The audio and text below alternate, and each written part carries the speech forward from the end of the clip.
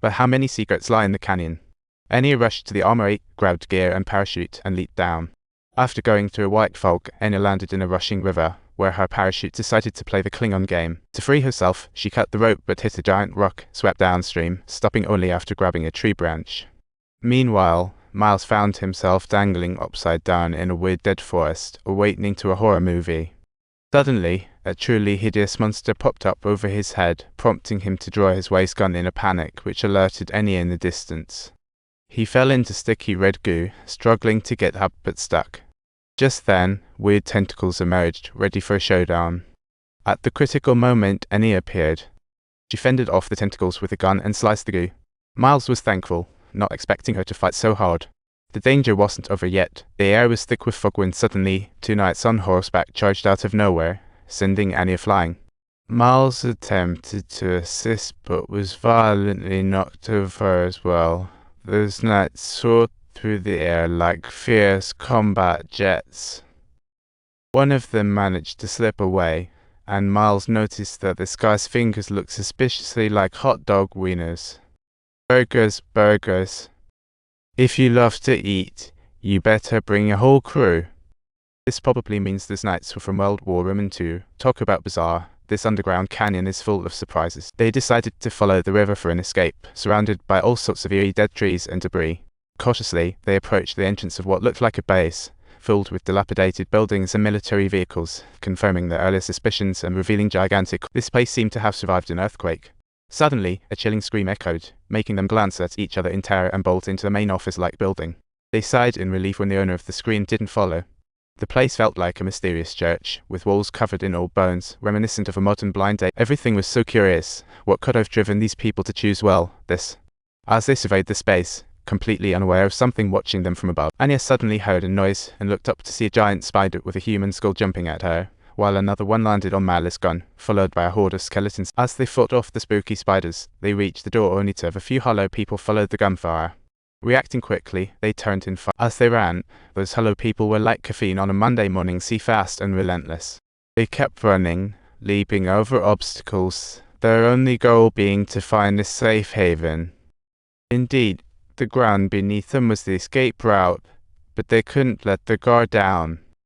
During their urgent escape, those hollow beings were externally indistinguishable from ordinary humans, prompting Annie to unhesitatingly blast open an escape route with a grenade, as they hastily rushed out.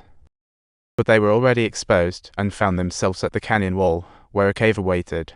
To evade hollow people, they hid in a cave, resembling an old Lathia real-time warp. Inside, they stumbled upon an old generator, and when Annie tried to start it, surprisingly, it actually worked. As they celebrated, they found a videotape and played it, revealing shocking secrets of the canyon, a missile project by major powers in 1946. It turned out they once developed a biological missile here, but when an earthquake hit, the entire canyon was engulfed by toxins. Genes melded here, forming a cross-species market, with infected transforming in 5 days. As Miles and Enya pondered how long they'd been there, they stumbled upon a modern computer. Miles realized this was equipment from a quasi-military organization, and that this place hadn't been destroyed. It turned out they were still conducting research, and their mission was none other than to follow orders from this organization. That drum they spotted on the cliff was also from the organization, monitoring the canyon's ongoing situation. Their goal was to use the genetic samples to create a super force, as if they were living in an action movie. But Miles discovered that the researchers had engineered a self-destruct protocol, warning that if the canyon was found, it would trigger the apocalypse. This meant everything within 4.2 kilometers would turn to ashes, making their chances of escape almost non-existent. Just as they were about to leave the cave, Enya realized her backpack had vanished right from the entrance. Total bummer. Both of them looked grave. They carefully opened the door and tossed out a smoke grenade to create chaos.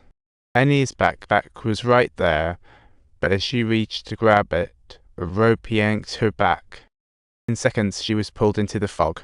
Miles panicked as a hollow person on horseback dragged Enya. Enya desperately tried to cut the rope with her knife, but it felt like trying to slice through water. See no luck at all. Struggling, she fell and hit her head on a log, knocking her out. Miles chased behind, but found no trace of her. He arrived at the smog-filled area, which turned out to be the biomissile launch site, where Enya was suspended in the air by a hollow person. Pain jolted Enya awake. She kicked the hollow person away and grabbed the pry bar to stab it. But it had no effect. Instead, she was flung away. Enya hit the ground hard as the hollow drew a knife to counterattack. The moment for Enya's counterattack had silently arrived. She seized the opportunity to throw the pry bar, accurately hitting the target in the neck, and immediately prepared to vigorously counterattack. Just in time, Miles arrived and took out the hollow person, spotting the uniform and realizing it belonged to the very first guardian of the Watchtower.